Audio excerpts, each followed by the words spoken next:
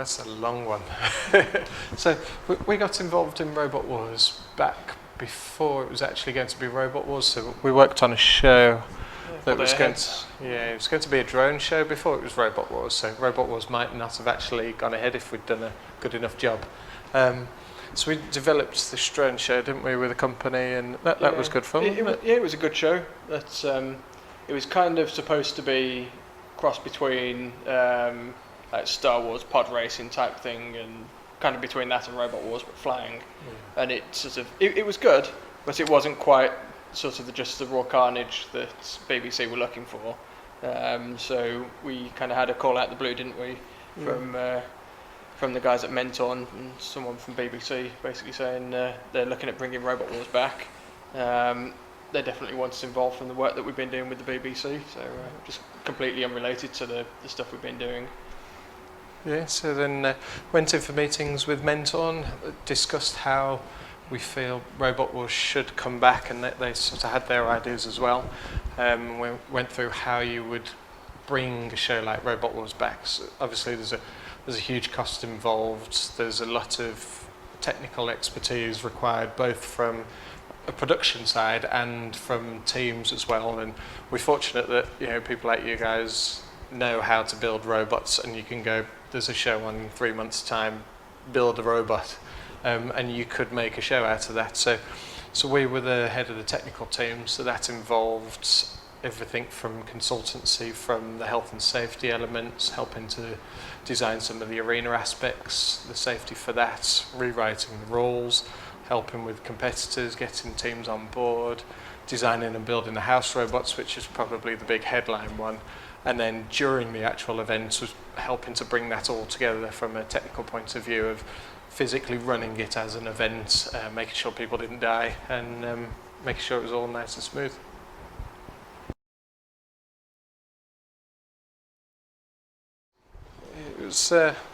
It was remarkable, wasn't it? It was very surreal. I mean, we've been able to work on a number of high-profile robotics projects that have been all around the world and things, and to be called and headhunted to lead the team to bring Robot Wars back was really surreal. I don't know what you think. It's one of those things, you grow up watching Robot Wars and Scrap Heap Challenge and shows like that, and it was quite nice to think that our business, Robo Challenge, started off through building remote control cars with knives and things strapped on, getting a bit better at that and doing school events and shows.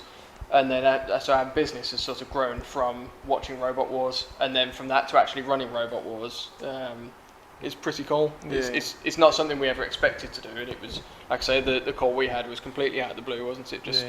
It was a thing. They just had a call from the BBC. They wanted a show like Robot Wars to go ahead that, like I say, we'd been working on previously. It wasn't quite what they were looking for, and so it was a case of, we're bringing Robot Wars back.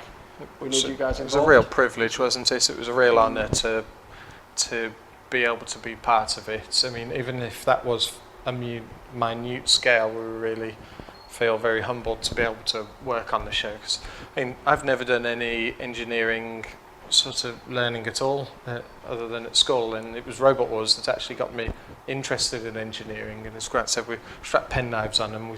Everything we know about engineering has come from Robot Wars in one form or another, and Robot Wars and the teams that were on Robot Wars back in the day and the work that they were doing was like an inspiration for us to go, oh, one day we might be as good as those guys, or one day we might be able to go and take part on Robot Wars, and which will never happen now. So.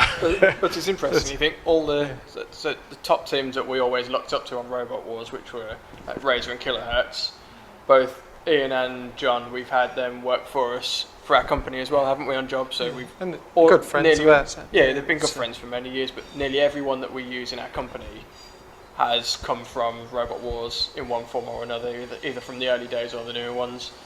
Even like Pete Ware from Magnetar and Ellis has come and worked for us. John, Ian, Alan Young, married my sister, has come and worked for us. So yeah, all of our sort of staff the people we work with, we try to sort of headhunt Robot Wars type people, because they've got such a good range of skills and knowledge and understanding that it sort of fits exactly what we do. Yes, I mean, it's basically like come full circle for you guys, hasn't it? Because Robot Wars inspired you effectively to start up the Robo Challenge, and then we used to watch it every was it Friday, BBC Two? Yeah, and you try not to go on the Robot Wars forum because everybody talk about the results. And like, try and keep off there because you'll find out who's going to win. And it was always, so for it to come full circle was remarkable, really. And I think it's always something that we'll appreciate and look back on and be really grateful and thankful for the opportunity that we had there. And it was really nice to work with some of the legendary teams and a lot of the new teams and see these new people coming up and thinking, actually, I hope there's now some people at home watching it, wishing that in 20 years' time they could do what we're doing now, and that would be really heartwarming for us. And as I say, we're incredibly grateful for the opportunity. Well, the nice thing is you're saying that our company was built up from watching Robot Wars and participating in events and things, and now you can see sort of the next generation doing exactly that. Like Ellis has got his job purely from doing robot stuff. He's got no real education per se, but he's learned everything he's doing through there. And it's quite nice to see there's a lot of people doing that same thing and getting their jobs purely based off their experience with building robots.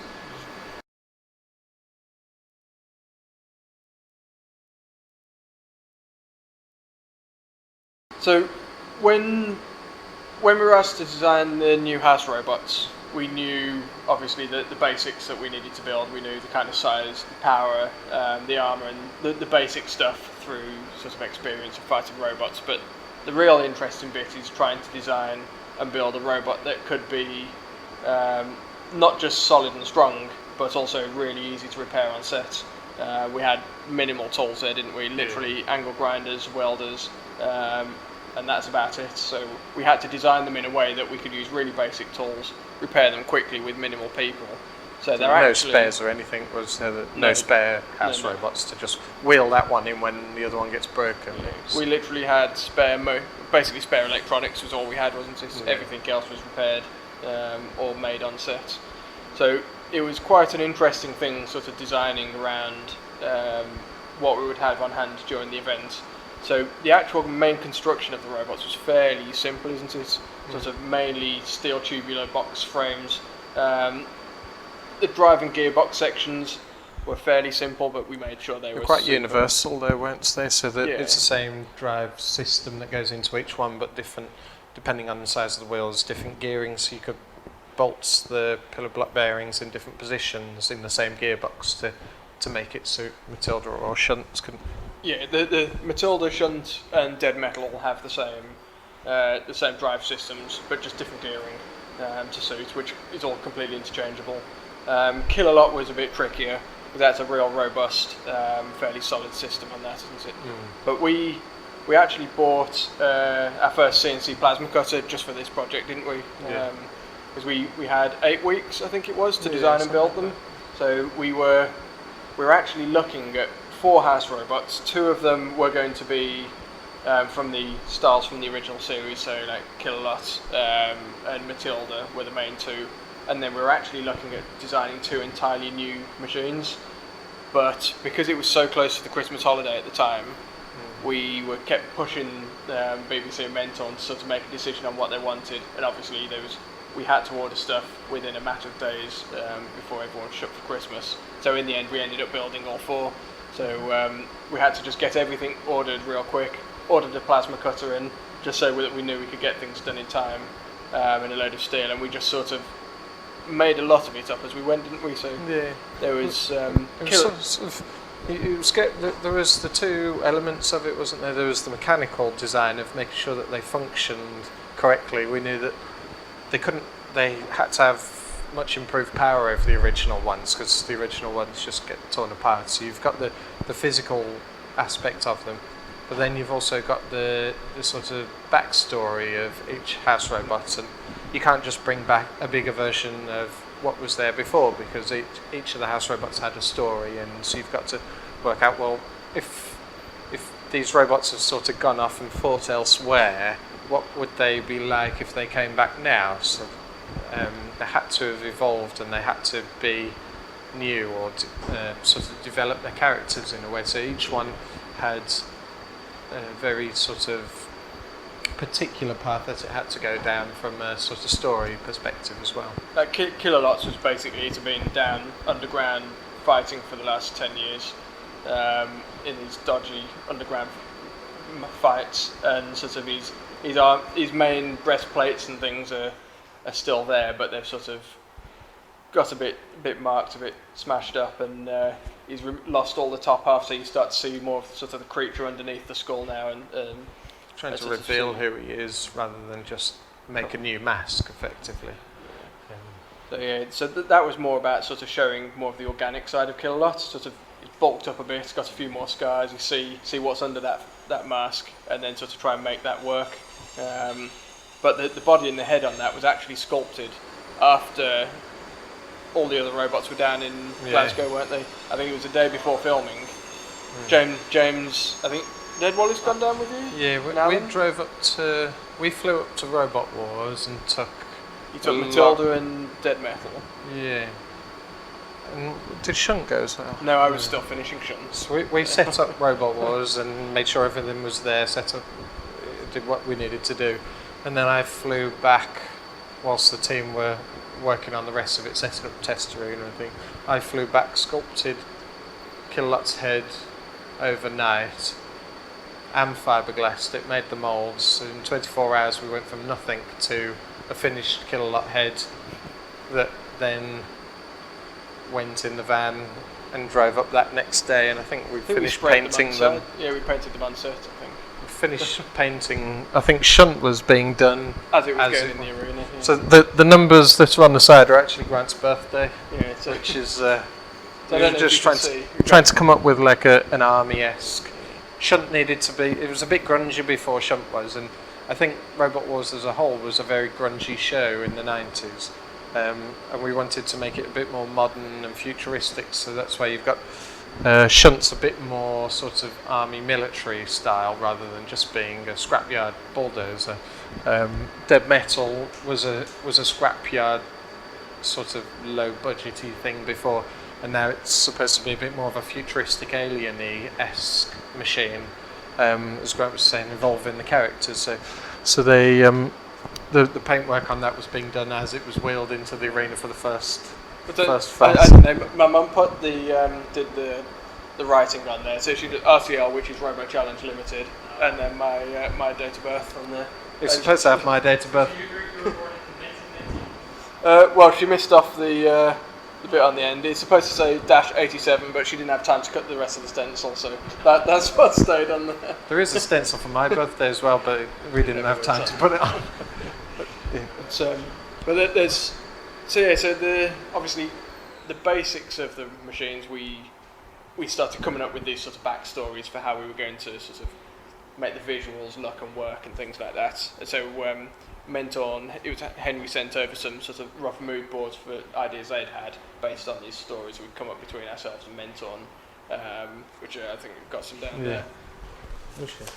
So they're the ones off the ones. These are the original mood boards, so you can sort of see the Killer Lot one there. You've got the original one, and then you've got bits of how would you sort of evolve him. So starting to reveal he's some kind of creature, not just a robot. And looking at the armor was very dinosaur-y, and it was actually really weird when you look back at it. So you're trying to look at sort of computer gaming like Halo, Call of Duty, how that's sort of more modern, futuristic armor plating. Matilda was a nice one to play with. Because the original one, the face looked really good, but beyond that, it kind of didn't make sense for the creature it was trying to be.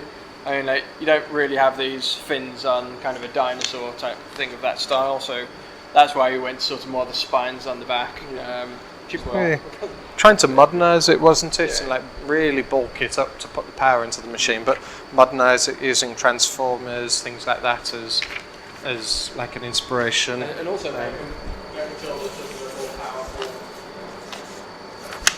But yeah, it was trying to make Matilda sort of more of a powerful presence, whereas before she was always sort of one of the smaller robots there, and sort of no one really took her seriously. So now it was stick the red eyes in, a few more horns, make her look aggressive and angry, and obviously give her the power to boot. So now I think Matilda is probably the most damaging of all of them at this stage, probably the most fearsome.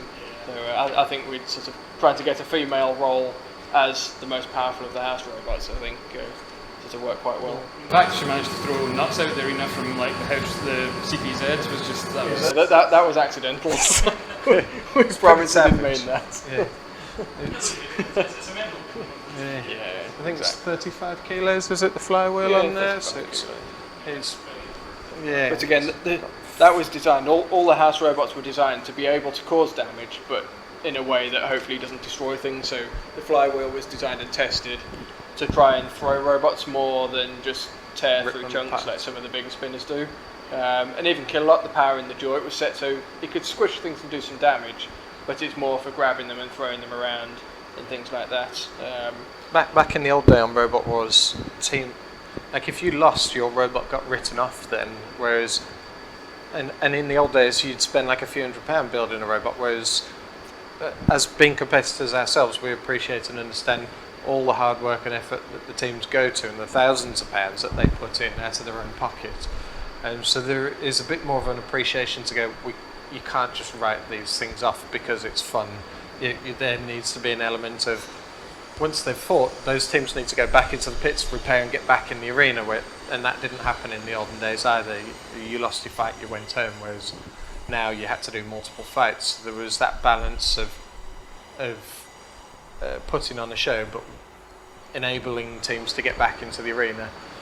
It was, for Kilolot, as far as design goes, you've got the idea of how much power you need to put into the machine. You've got the style and the character of him, and then the physical thing was, as you were saying, very much taking it as you go. So Grant wore the original Kilolot heads and was holding the original Kilolot arms, and he'd sit down in between some tracks and we'd kind of go, okay, lean forward a bit more, that looks a bit more aggressive, and okay, let's stop, hold it there, we'll take some pictures, get some measurements of you. Okay, that's how he should stand now, and we've kind of built it off the thing that. we wanted to do with Kilolot is the original version always was sort of very squat down, and I think that was more of a size thing. He was always one of the bigger robots in the arena, and to physically house everything in there with the engine and that, it had this real big hunchback. You don't really notice on TV so much, but when you look up close and start looking around, it sort of looked a bit odd for what we wanted to do on this. So we thought it'd look a bit meaner and a bit more sort of aggressive if we just stand him up a bit more, bring the body and the head further forward, and see what that looked like. And so, like Jane said, we wore all the stuff, took some photos, and put that into the background on CAD, and we could get some nice sort of dimensions and sizes for what looked about right.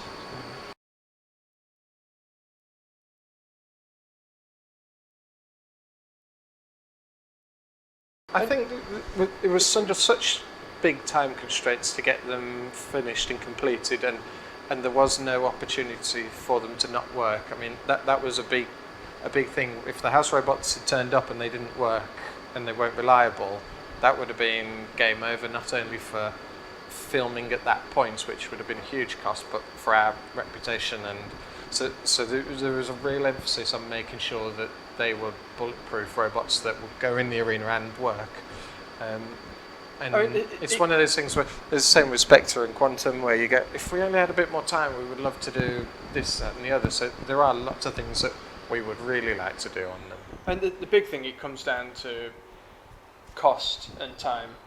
And we had very strict budgets we had to stick to. So there's lots of things we would have liked to have done over the series. We wanted to sort of try and evolve all the robots, so start adding flames at the exhaust of shunt, so they shoot up when it sort of charges. Obviously, the red eyes is the one thing that everyone picks up on Kilolot. We're supposed to have like gas coming out of his mask, a bit more like Bane, so, and his head all moving and that. So that was where Kilolot was supposed to be, but time. Well, it was really more budgets, wasn't it? We built the first version to spec that was asked for. They specifically didn't want red eyes originally, and then obviously that started to sort of come back into the equation, especially with the effects and things added. But that's all stuff that was actually being looked into quite heavily for Series 4, and obviously that didn't go ahead.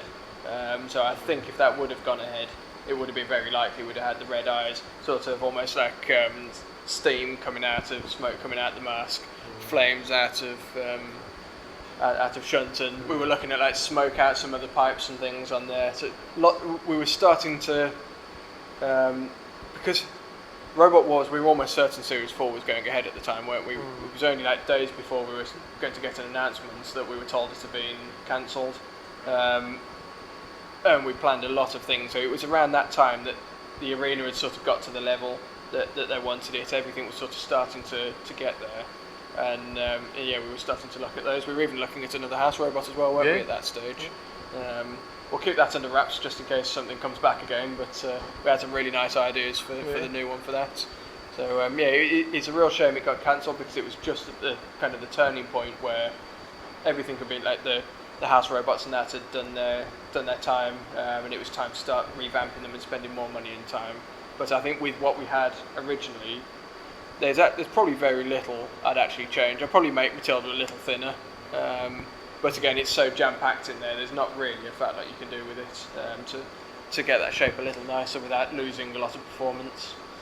Now, the main thing we wanted was Kilolot's head to move, so that when we're driving, you have a head tracker thing on, and just when you're looking around, Kilolot's head would move with you, and then the eyes would be on, smoke coming out. That's all the stuff that would have been nice to have done, was bring more character to them, because although they were a rush build, they weren't a rush build, but there was very little time. They were remarkably reliable very early on. There were things that we needed to tweak on them, but we got to the point where, as Grant was saying, we can now do some nice stuff on them. So Kilolot's jaws had all 5-axis machined hard ox jaws for the last series. So it was going, okay, well, what can we do now? And most of it, like the jaws, weren't paid for by Robot Wars, so we owned the jaws. So it was just stuff that us as passionate Robot Wars fans, we were like, it'd be cool if his head moved. So we would have just done it. It wouldn't have been a thing that Mentor probably paid. We would have asked for it to be paid for, but at the end of the day, we're Robot Wars fans as well, and there were so many things where we're going, it would be good if we did this. When we got to the first Robot Wars, unfortunately the floor flipper was hydraulic, so it was really slow. They put a robot on, it went up, and the robot just slid down. It was awful. So no, it was before we arrived about a week before filming, and it was like, we can't use that. So we quickly bought the stuff, changed it to CO2, and was like, quick, get it together, we need this and then it started, because it was so last minute, it was so powerful, it started ripping the flipper out the floor then. So then they had to limit how much they used it, and that none of that was paid for. It was all because we just wanted the show to be the best thing that it could be. And there's been loads of stuff like that. Like we changed the hydraulic system in Kilolot to give them faster closing pincers. All of that was just enough. We wanted this to be a good show, and there wasn't any budget there to do it. So it's yeah.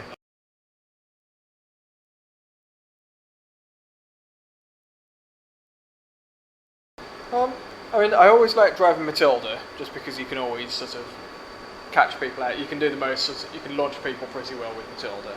But actually, as a machine, I mean, my favourite shunt. This was just as a caveat, before we say favourite, we were actually we split into teams to build each one. So Grant headed the shunt build, I headed the dead metal one. I was mostly Matilda, mostly on Matilda as well. So we were trying to be a bit competitive in trying to make our own house robot the best one, and then we all worked together on Sir Kilolot. So mine's definitely dead metal, because I just love the presence of it, and it closely matches how I imagined it being, especially like with the black, the slick black, and the we did that just before it went into the first fight again, because lighting director of Robot Wars said, if you just add that, it'll really pop on the screen then, and it made a massive difference. It really made it come up.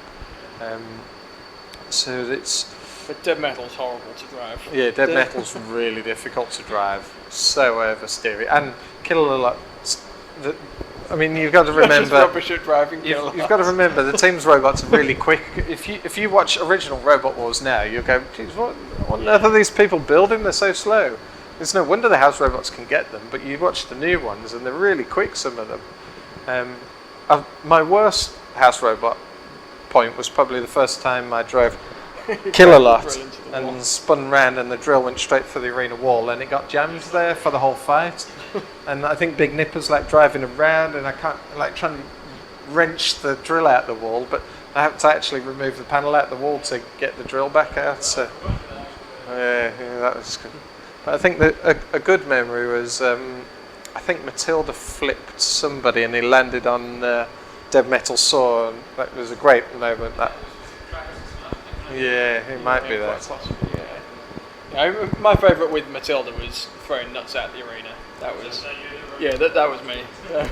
But that was completely sort of unexpected. That was as well. Yeah. So that was quite nice, sort of seeing that it was actually effective for what we wanted to do. Like I say, rather than just tearing big chunks off things, actually launching them. It was a shame after, was it Series 9 when Carbide won? They won the finals, and Carbide went after the Kill-A-Lot and Shunt, and all I remember is this massive shower of sparks, because we knew that Dave and Sam were going to go after the house robots afterwards and try and make a meal of them. We've got a good photo actually, haven't we? Of Kill-A-Lot one side with sort of Carbide sort of half in the jaws, and then Shunt the other, and just sparks. It's just massive. In between. Yeah, that was good fun. It was like, we know that they're going to come after us, so yeah, be prepared. But the thing is that we built the house robots to take damage. There was no point going in with massive tanks with sort of 20mm thick harducks all over, because it's kind of a bit boring. Whereas things like Apollo flipping the house robots and Carbide taking Shunt out and things, those things show that the house robots do have some vulnerabilities, and that was sort of the point from the start. So the bucket on Shunt is only 3mm harducks rather than sort of 6 or 10mm, purely so we can get gashes and sort of get those war wounds in there. And So it also gives it some history then, doesn't it? Yeah. It makes it look like these things have been in battle. Yeah. If they come out pristine and there's not a mark on them, it's like, oh, well, the house robot just stomped them. And it gives the teams sort of a reason to go after them occasionally. And then when a team comes after us, it's a free-for-all with us. Because we have very strict rules, didn't we, with BBC? Yeah. It was a case of, we can't leave the square, we can't do too much damage. Certainly Series 1, we could barely do anything with them. But the one rule was, if they come and purposefully attack you, then it's free-for-all. Yeah. So you added a few weaknesses, make them want to come for you, and then you can... There was a real big slice out the centre of the bucket from PP3D. So we just ground that out, folded up some new bits of harducks and weld them in. Yeah. Give it another lick of paint and you'd never notice. But there's certain scars we do try and keep on there, just so they kind of build some character as they go. The missing section out of the other wheel guard is from where Carbide chopped through the gearbox, and It's never bother repairing it because it kind of adds to it. Yeah, exactly. But that's what you sort of want. You go, so then you can see the robot afterwards and go, oh, I remember when that happened. Yeah, that was it was great fun.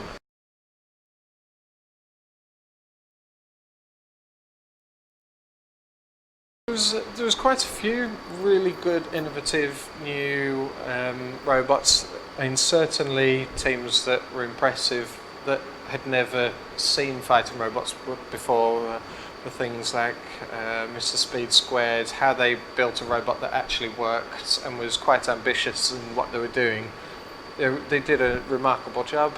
And then you've got a number of really nicely engineered robots. One of them unfortunately didn't make it on. It had like Triforce. Yeah, Triforce. That was a beautifully machined robot, but couldn't get it working in time.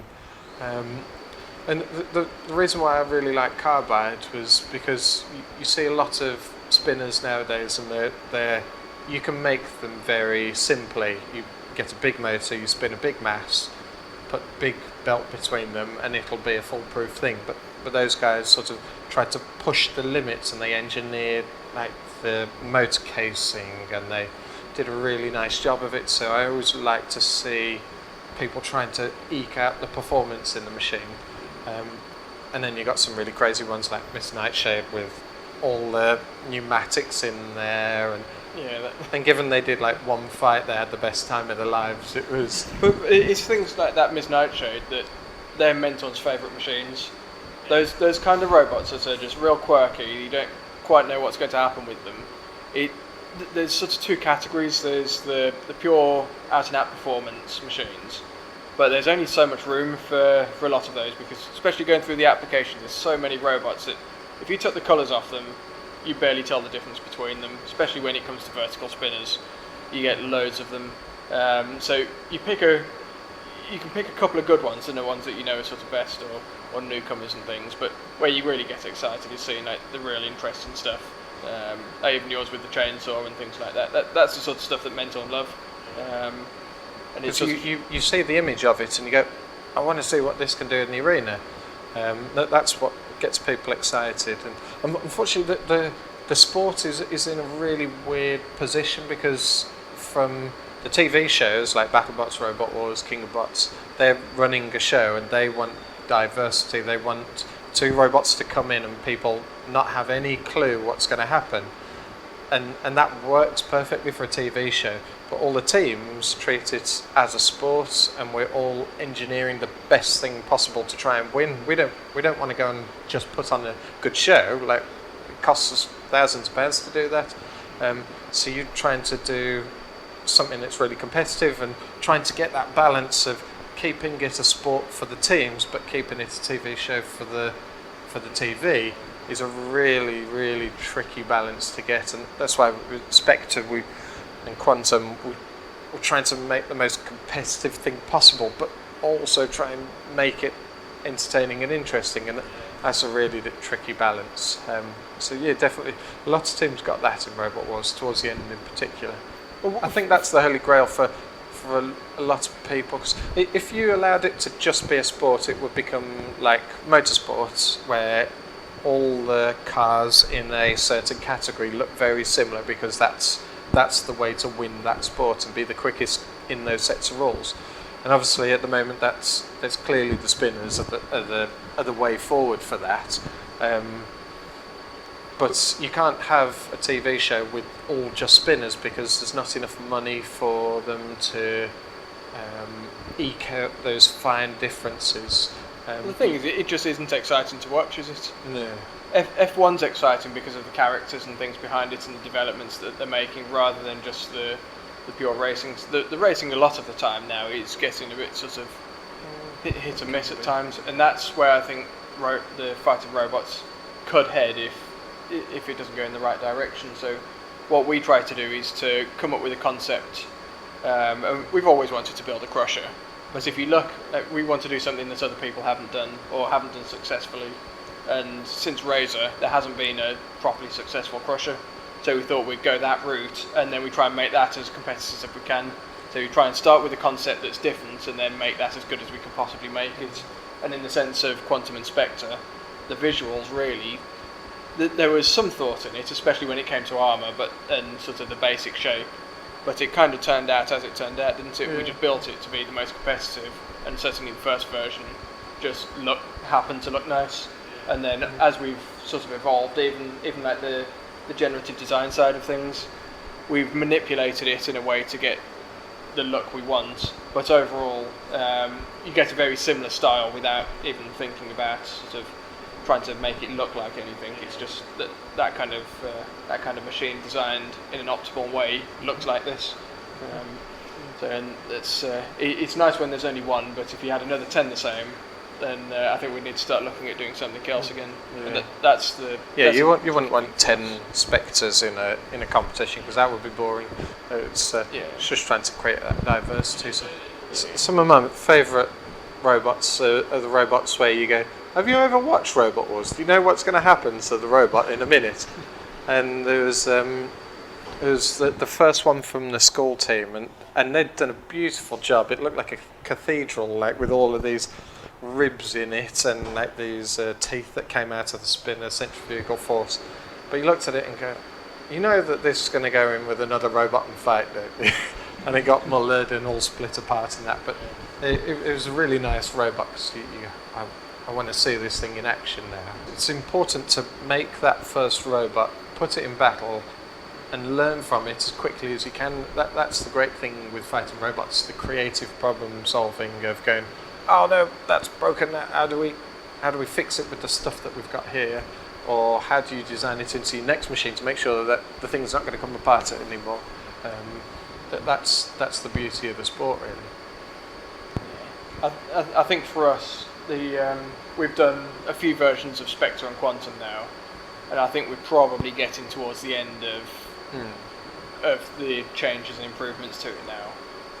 Although it's not 100% perfect, it's as close as we can reasonably do with budgets and things like that. That changes from now will be very minor in terms of performance, other than just making it look different for the sake of making it look different. So I think once we've designed a new version that will have some fairly major improvements, and after that one I think we'll probably start thinking of something else to do. That will probably be along the lines of a walker, I think. That's the next plan.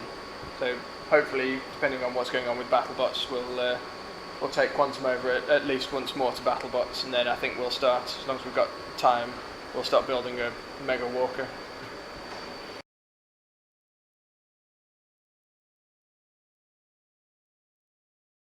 It was a really interesting and surreal experience that I wouldn't give up for the world, and I'd go back in a heartbeat if things are right. It's so different to other shows in that so King of Bots one was a pure out-and-out competition. There's no question about that. But then I think the Chinese have less of a history with it, so they're like, well, this shouldn't be how we filmed it last time. This needs to be like this to make it popular. So they've come up with different formats, with team games, with celebrities and all sorts of stuff. And to begin with, I was a bit like, it's not really what I want to be involved with. But when we're there and you're working with the Megabyte guys to come up with a strategy to overcome some two nasty vertical spinners or something, it's actually a really interesting concept which I really enjoyed taking part in. And there's a lot of frustrations out there, there's loads of waiting around, you've got the communication barriers, and nobody knows what's going on, including the production team. But when you actually step into the arena and the fans are really passionate out there. The fans, you imagine going out on stage at BattleBots and everyone's got your banners and cheering for you. That's nothing compared to China. They all know your name. Everywhere. You've got mega fans. We go to meet and greets and cafes and stuff where you have like a load of mega fans there bringing you gifts and sign and stuff. You do like Q&As in the middle of Shanghai. They really care about it, and there's a huge female following there as well. All of our main fans, all female. It's huge over there. Robotics and engineering, compared to in the UK and America, it's absolutely massive. And we get shipments from Beijing and Shanghai and that all the time, don't we? Yeah. All like expensive scarves for our wives and some really really nice stuff. Lots of sort of traditional Chinese ornaments and things like that, which is quite cool. We've even had Spectre. You'll see there's some hanging around where we've had like lanyards made and sent through the post. We've got clothing and caps people have made for us. There's all sorts of watercolour paintings of our robots and stuff. But it's a really different type of show, though, isn't it? And I think you have to realise that you're not in the Western world. You're not in the UK or America. It's not you're out there doing something that's for that TV audience, and it works out there. It's certainly not a replacement for Robot Wars or BattleBots over here. I think it could work really well over here. I think it could. It's kind of like the cross between Robot Wars and BattleBots and The Voice or X Factor, that kind of thing. So you've got the celebrities thrown in, you've got all this extra drama they throw in. And the thing with Robot Wars and BattleBots is you know exactly what the format is, you know how it's going to go. If you beat that person, you're fighting this person next. And you've got this same format year after year as a proper competition. And that's good, and it's something to build for and fight for. But at King of Bots, you go there having no idea what you're going to do. You could have 4-way fights, 3-way fights. You could be in a team of 10. Yeah, 2-on-1s. You could have you got to race to put your names in a hat, and there's all sorts of weird stuff going on that you don't. It could be that if you go down the pit, you're out. It could be that if you go down the pit, then the pit comes back up. Yeah, you got. But if you go down again, then you're out. and nobody knows the rules, and that's the best bit because you can't gain an advantage from it. But the fact is that when you get thrown your fight format an hour before you're going to fight, and you don't know if you're going to fight because your name might get picked out of a hat or what, their random generator or whatever, everyone is scurrying or talking about tactics, how it's going to work, how you're doing this, and it adds a very different element to your standard. Keep close in your own team, keep all your tactics to yourself.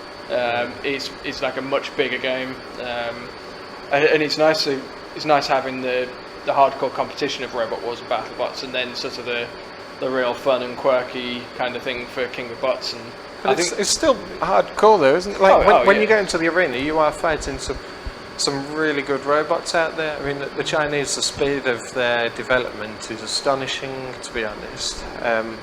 And there's a lot of duff robots out there, and that can be said for all competitions. But once you get in the arena, you haven't got any facades or any tactics or any TV stuff that you can kind of put in as a front. It's a proper.